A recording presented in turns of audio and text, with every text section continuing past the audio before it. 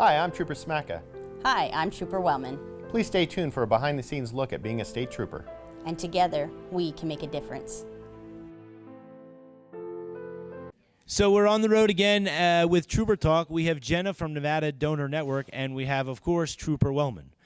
So Jenna, tell us about what we're doing here today with what you're doing. Yeah, today we've come together to honor Trooper May, and it's been a one-year anniversary, and we really want to take the time to recognize the service that he provided for our community. And Trooper Wellman, we know that you're always there trying to help and do everything you can for the community. Tell us why today is so important. Today is a full circle, one whole year. I was actually just telling Jenna how I was kind of reflecting this morning about all of the events we've done in 1 year, and I think I was almost on autopilot the entire year, just trying to be there for the family and all of us as an agency. So today, going through like all the photos and videos and like really processing what we've been through in this last year was just like, it just took me back, and I kind of had to break down this morning, but in a good and healthy way. I think. No, we can talk about that later. No. But tonight will be very special, and I'm very excited that we get to join together with the May family and two of our community partners, Injured Police Officer Fund and the Donor Network, because you guys have been with us from the start, literally from the day he went to the hospital to now today, a full year later. So it's very special and bittersweet to share this moment with all of you. And when it comes to the Nevada Donor Network, you know, people, it's hard for some people. Sometimes we have to make tough choices. Absolutely. And we know that if you're interested and you have tough choices and tough questions, to come to you and ask. Talk to us. Absolutely. Making the choice to register to be a donor hero is such a selfless act, but it's really important that you have that conversation with your friends and family so that they can honor that wish when that time comes. If it's something that you would like to choose for yourself, you can always go to www.nvdonor.org or registerme.org. Jenna, thank you. Trooper Wellman, thank you so much. Thank you, Neil. Thanks for being here. Yeah. So we're here at the NHP headquarters with the captain. Captain, when you dedicate your life, you know, it comes from the heart. And so that's something that you do, and that's something that you teach all the troopers coming up about mentorship. Talk to us about that. Yeah, they know when you get into this profession, there's always that chance that something bad is going to happen, and you got to be willing to put your life on the line and in protection of coworkers, citizens, the just general public in the state. So, with regard to mentorship, it's just that way to lead the way and to show the troopers that are following you what it means and what true dedication is to become a state trooper. So that's what you're going to see tonight. It's just that way of paying that legacy forward and recognizing what Micah represented and what his dedication was with getting impaired drivers off the road. So this is just our way of continuing to keep Micah's legacy and mentorship alive. And so it's obviously very emotional, you know, and as a state trooper, you know, you're told to keep the emotions, you know, and so how do you feel when you're alone that, you know, that this is so personal? Tell us. Today's been this week, but today specifically it's been kind of tough because it's, you know, a year now has passed, and it's been a time of reflection for everybody in this building, and we're leaning a little more on being there for each other and kind of reaching out and remembering what Micah meant to everybody in this building and his dedication to the profession. So it's been a rough week. It's tonight Captain Bowers put together this enforcement activity. So it gives those driven DUI enforcement officers that we have here, it gives them a chance to kind of get out there and to, for the sake of Micah, go out and get an impaired driver off the road and save another life and just continue to have that lead on and live on throughout the agency.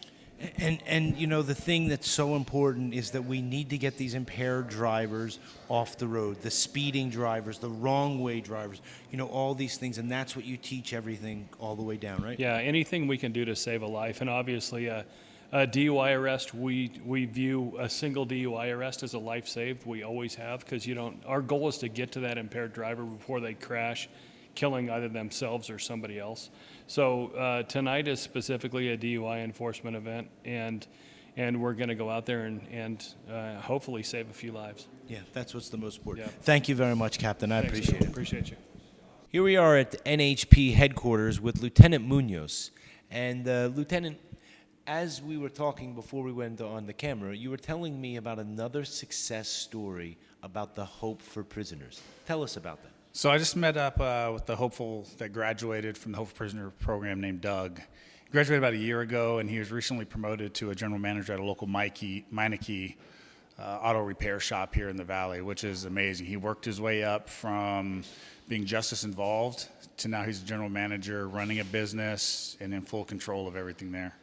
And so what it shows is that sometimes we don't make the right choices, but when we make the right choices and we have people that believe in us, the sky is the limit, right? It absolutely is. I mean, there is evil in this world, but that's not who we're dealing with at Hope. We're dealing with people that sometimes just need someone to believe in them and just need that second chance. And when given that second chance, sky's the limit. There's no limit to the things these individuals can do, as you're seeing. And so we know Jack. We've seen him in the videos and stuff like that. We're going to get him on the Trooper Talk. Tell us a little bit about him and the success story of him and the brotherhood that you have now. So Jack's my guy. So he recently got his own personal business license. He's an Uber driver, and he's absolutely crushing it. He works the graveyard shift here in Las Vegas every night, picking people up, getting them where they need to be, and he's absolutely loving life. And he's loving a clean life where he can go to sleep without worrying and being able to reach out to me. I reach out to him. And it's not only me helping him, he helps me just as much because I get a different perspective from him than I may get in an everyday life situation. And so when it comes to the Hope for Prisoners, they have the graduations, they have the workshops. You told us the other day it's one thing that you really look forward to is to go to those workshops, right? It is. Those workshops are amazing. I mean, we come in and it's a group of law enforcement officers walking into a room full of justice-involved individuals who are recently released from prison. And generally, they haven't had good contact with law enforcement in their life. So this is really the first time that we're trying to build a rapport and get rid of this badge and gun and let them see us for who we are as cops. Well, while we're doing that, we have to do the same thing as law enforcement. We have to look past their criminal record, where they're from, anything like that, and just see them for individuals that are standing in front of us. And so when it comes to the individuals, we know that they have tremendous heart, and so do you. And so it's that common bond that puts you together, right? We're truly more alike than different, and that's the theme of each workshop is more alike than different. And when we come in and we tell them we're more alike than different, you should see the looks on their faces. Like, there's no way I'm anything like a cop. Yeah. But when those 2 hours are done and we're walking out and those connections have been made, they truly understand, as do cops, that we are truly more alike than different. Well, we appreciate you. Thank you so much, Lieutenant Munoz. Thank you, sir. So, Captain, we're here with at Nevada Highway Patrol. And so tell us what we're going to be doing tonight. It's very important. Yeah, tonight is the kickoff event for the first ever Micah May Joining Forces Memorial Enforcement Campaign. It's kind of built upon the knowledge that Micah May had a real passion for enforcing impaired driving laws. So what better way to celebrate the 1-year anniversary of his tragic loss by getting a bunch of officers together and going out and trying to do what Micah loved, and that's help save lives by arresting impaired drivers. And so for you on a personal level, so you wake up this morning and you drive to work. On your personal drive when you have just time of self-reflection, talk to us about that. Yeah, it's something that personally I've made a career out of.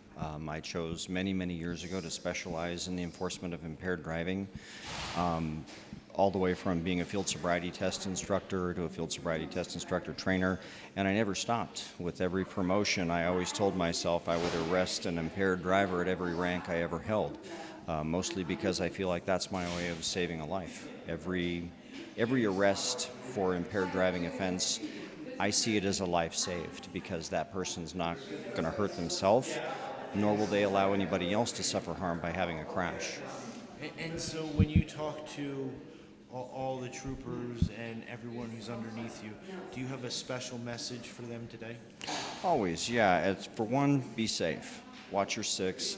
But do what it is that we're employed to do, and that's create a belief that if somebody's going to drive impaired, that there is a high likelihood that they will be apprehended and feel some sort of accountability measure. All of it not with the purpose of inflicting harm on them financially or burdening anybody. The overall goal is public safety and to keep them safe. So if that safety comes from them being arrested and put in a place where they can sober up for a while, then so be it. At least the people that love them will get to see them again. And so when we talk about the impaired driver, one thing that's really important on the Trooper Talk is about the saving of the life. And when someone is not there, that means somebody's not coming home to dinner because of someone else's actions and because of what they did. Talk to us about that. Absolutely. It's a choice, and choices have consequences. Behaviors have consequences. And when somebody chooses to drive impaired, they choose a number of consequences. They could be lower level, like losing a driving privilege, paying higher car insurance, but the biggest consequence that anybody could suffer is, one, a loss of freedom for many, many years because of a conviction for hurting somebody or killing them, the loss of life from an innocent person just being in the wrong place at the wrong time, being struck by an impaired driver. So the overall goal is just saving lives. Saving lives, getting these impaired drivers off the road. Absolutely. Wrong way driving and all that stuff. Absolutely. Captain, we thank you very much, and we appreciate you putting this together tonight. Thank you. Thank you. My name is Eddie Bowers. I'm a captain here at the Nevada Highway Patrol. I'd like to thank some of our distinguished guests for showing up here. We have retired Colonel Ann Carpenter here, as well as Lieutenant Colonel Martin Malesko. Welcome to the kickoff event for the first annual Micah May Joining Forces Memorial Enforcement Campaign. It was this day 1 year ago when Micah succumbed to injuries sustained on July 27, 2021, when he was struck by an impaired driver that was fleeing from police. Micah's wife, Joanna, and her 2 children are here today in remembrance and in celebration of Micah's life. Thank you for being here today. You have our deepest sympathy still. Joining us in this remembrance event are members of the Las Vegas Metropolitan Police Department, the Henderson Police Department, North Las Vegas Police Department, University Police Department, and the Clark County School District Police Department. I am taken aback as I look out here and see all these members of my family that have chosen to take a part of this event. Thank you. Members that have decided to come out and put forth an effort to save a life, separate and apart from the efforts they make every day. You all have my sincerest thanks and appreciation for what you do. I want to thank those that help make this Remembrance Day possible.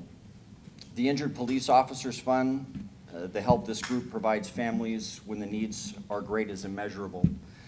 The Nevada Donor Network, their efforts help to give life when another is lost. Both of these agencies have been with us side by side as we've grieved since the tragedy until through today.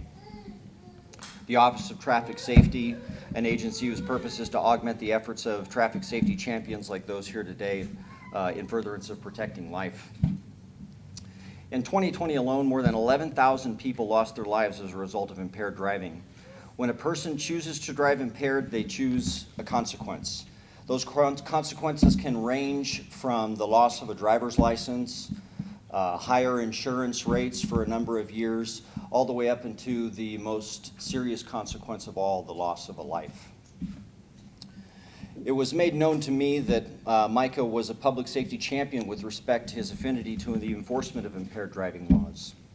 Because of this, members of Micah's extended family here today in law enforcement and the Nevada State Police decided it would be a wonderful opportunity, an opportunity for all of us to get together and show that we too place importance on this enforcement and try to save a life for one that was taken from us.